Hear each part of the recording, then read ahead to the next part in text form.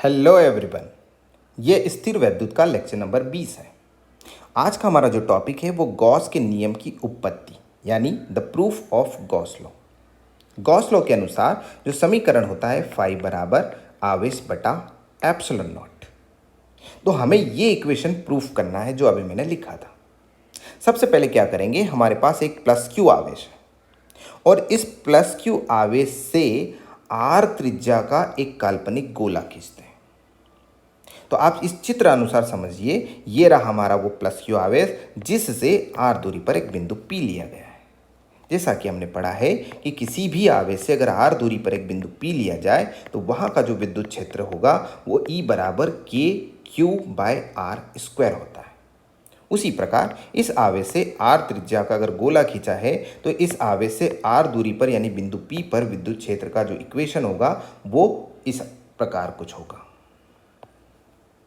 यह लिखा है कि बिंदु P पर प्लस क्यू के कारण विद्युत क्षेत्र की तीव्रता E इज इक्वल टू के क्यू बाय आर स्क्वायर, और यह हमारा समीकरण नंबर 1 हो जाता है।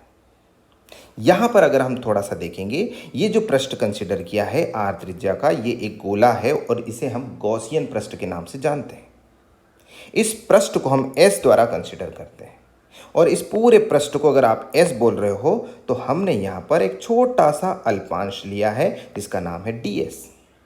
इस ds का जो क्षेत्रफल सदिश होगा वो विद्युत क्षेत्र की दिशा में ही है, इस वजह से इन दोनों के बीच का जो कोण होगा वो होगा 0 डिग्री। तो ds और E के बीच 0 डिग्री का कोण है। तो इस छोटे से एलिमेंट से कितनी विद्युत बल रेखाएं गुजर रही है यानी यहाँ का फ्लक्स कितना होगा, पहले हम वो समझ लेते हैं। तो यहाँ पर लिखा हुआ है कि एक अल्पांश ds से संबद्ध विद्युत फ्लक्स कितना होगा। तो विद्युत फ्लक्स का जो समीकरण होता है वो होता है D phi is equal to E D S and cos theta, परंतु यहाँ पर थीटा की वैल्यू 0 डिग्री है तो कॉस 0 की जो वैल्यू होती है वो +1 होती है। तो हम जब यहाँ पर वैल्यू पुट कर देते हैं तो हमें जो छोटे से अल्पांश की वजह से जो फ्लक्स मिलता है वो कुछ इस प्रकार होता है जो समीकरण नंबर 2 हो जाता है। अब हम क्या करेंगे, हम इस पूरे पृष्ठ से होने वाला विद्युत फ्लक्स निकालेंगे।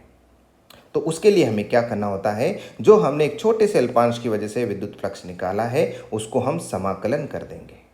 समाकलन करने से टोटल फ्लक्स हमें प्राप्त हो जाएगा।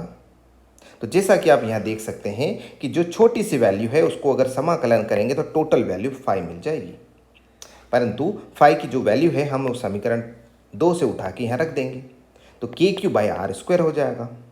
तो जैसा कि यहाँ पर के एंड क्यू एक नियत वैल्यूज़ होती है या कांस्टेंट वैल्यू होती है, इसलिए वो बाहर आ जाएंगे।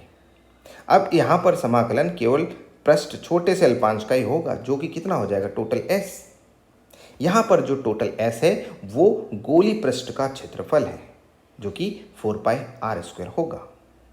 यहाँ पर S की value 4 pi R square put कर देंगे। जैसा कि आप समझते हैं कि K की वैल्यू जो होती है वो 1/4 पाई एप्सिलॉन नॉट होती है। जैसे ही हम यहाँ पुट करेंगे 4 पाई से 4 पाई कैंसिल हो जाएगा, आर स्क्वायर से आर स्क्वायर कैंसिल हो जाएगा। तो फाइनली हमें जो मिलता है वो Q by epsilon not and this is the Gauss law. इसे ही हम क्या कहेंगे, गॉस लॉ। मिलते हैं अगले वीडियो में। Thank you.